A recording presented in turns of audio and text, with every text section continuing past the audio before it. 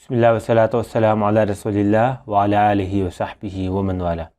Muhammed ibn İsmail el-Bukhari rahmetullahi aleyh Sahih Bukhari namlı kitapta bugün taharetke münasebetlik bu meseleni oturup koyaptı. 10 kolu bilen kichik taharet kılıvatqa vaqtida, yani tırnak içinde sivatqa vaqtida 10 kolu bilen zekirini tutmasın. Yani erlerge qartılgan cinsi azasını tutmasın degan boldu. Bu 154 numaralı hadiste bizge Muhammed ibn Yusuf hadis sözlep bergen idi dedi. Muhammed ibn Yusuf İmam Bukhari'ninki nayeti büyük ustazlardan. Başta neşkatim öttü boğay. Sahih Bukhari'de Muhammed ibn Yusuf ismiyle gelse iki adam maksat kılındı. Biri Muhammed ibn Yusuf Beykendi, yani biri Muhammed ibn Yusuf Peryabi. İkisi şu Mavra Neherlik Türkistanlık ölüm aldı. Bu ne hem de kayırsız bu Muhammed ibn Yusuf kayısı Beykendi mi ya ki Peryabi mi deyiş için şuların ustazlık karayımız. Eğer İmam Evzai'nin ziyaretine riyaz nime rivayet kılan bolsa bu Muhammed ibn Yusuf Peryabi buldu. Eğer başka bolsa Beykendi buldu. Muhammed ibn Yusuf aynı vaxtda gınayeti dağınlıq hadis ülüm alırdın. Süfyan Sevri'ninki şagirdi. Hatta İmam Ahmed ibn Hanbel bu adamdan hadis yazgan. Demek İmam Ahmed'in ustazı İmam Bukhari'nin ustazı buldu. Bu adam şu Palestin'de turup ahirki mezgilde şu yerde dünyadan ayrılgan ölüp ketken. Hicri 2 yılı ölüp ketken adam bu.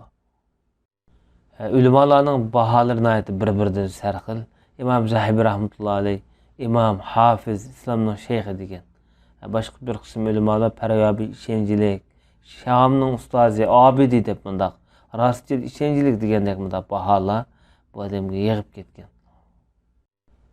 Bu adamniki bir neç kitabı bağlığı kayıt kılındı ama bizge iniq emas bu kitaplar hazır mesela bağım yok mu ya tebe besip çıktı mı degendek. Bu zatlarda bizge Evzai hadis sözlep bergen adi deydi. İmam Evzai'ninki tercümanı başta ötken. İmam Evzai rahmetullahi aleyh Yahya ibn Abi Kesir degen kişiden hadis rivayet kıladı. Bu kişininki asli ismi Yahya ibn Salih et-Tai, yani Arapların Tai kabilesinden. Yahya ibn Abi Kesir namıyla meşhur. Üzerinin tabiillarınki mi şu küçük tabiillar ikimine katlamak yurdu. Özü fakih adam. İbn Hacer rahmetullahi aleyh bu adamki baha verip derecesini çıkarıp buna işencilik mezmut adam. Lakin bazı hadislerini mursel yaki modelles kıp koyat dedi. Bu hadis ilmideki bir xil istilah atalgı. Bu adam Hicriye 132 yıl ölüp ketken. Özüne ait belki ibadet kıldığan adam. Medine'de 10 yıl tuğan değildi o. Bu kişinin ölümalar aynı vaxtıda urulğanlığını hatırlayan. Urulğanlığı dediğimiz bir valila uğanda kamçılap. Şu siyasi cihetten şuna söz kıygan, karış çıkan.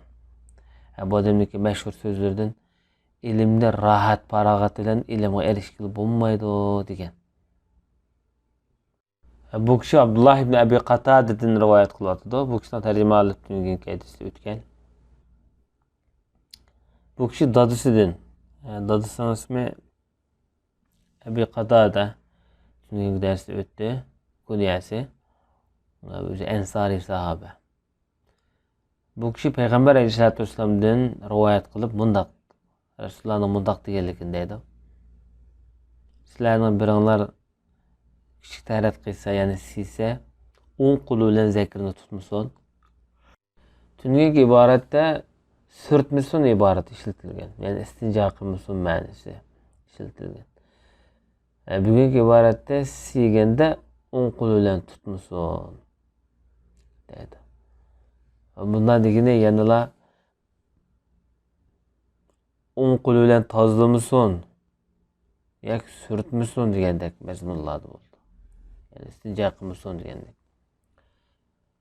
10 kulu bilen yani istinca kılmışsın qaçığı tınmasın. Bu hadisdeki tercümalarını ve şerisi azırak ötüp oğay. Qaçığı tiniş meselesinde tınmayla içken vaqtida bu aşqazonga, bu jigarga ziyonliq. Shuning uchun bu qaçığı tinib içmesin deydi. Sınıgan vaqtida bir tiniqni chiqarish uchun qaçıdan biz ağzımızı bir tatibizda, kendimizi bir tatib, tinimiz, qaçıdan teshig'i tinimiz. Ama tiniq qistab ketgan vaqtida biz ağzımızı qaçıdan tatmay turib ham qaçığı tinivetsek, bizimki tiniqimizdan chiqqan mikrob qaçığı tushadi. Bu yani ziyonliq, hem shundaqla jigarga, oshqozonga besim paydo qiladi. Eng yiqishliq suv ichish usuli yutum, rahat ichish. Demek biz bu babga munosabatlik tarifi bu hadisniki. Yani o'ng qo'li bilan siyvatgan vaqtida o'zining zakarini tutmasin deyilgan.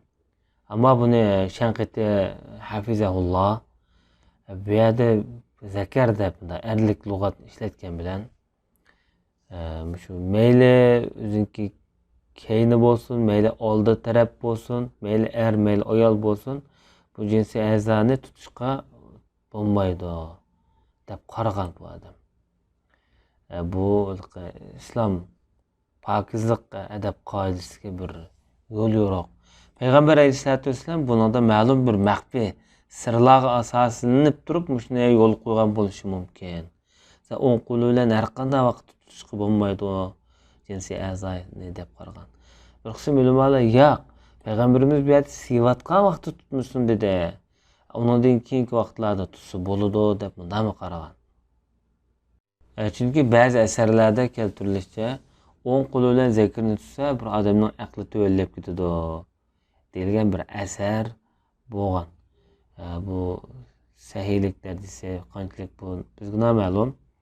Ammo bu işte bir deyilgan bu mazmunda. Hatta Osman ibn Affan radhiyallohu anhu Rasululloh bilan ko'rishgandan keyin o'ng qo'lim bilan hayotimda farjimni, o'zim jinsiy a'zoyimni tutib boqmagan edim deb shunaq degan.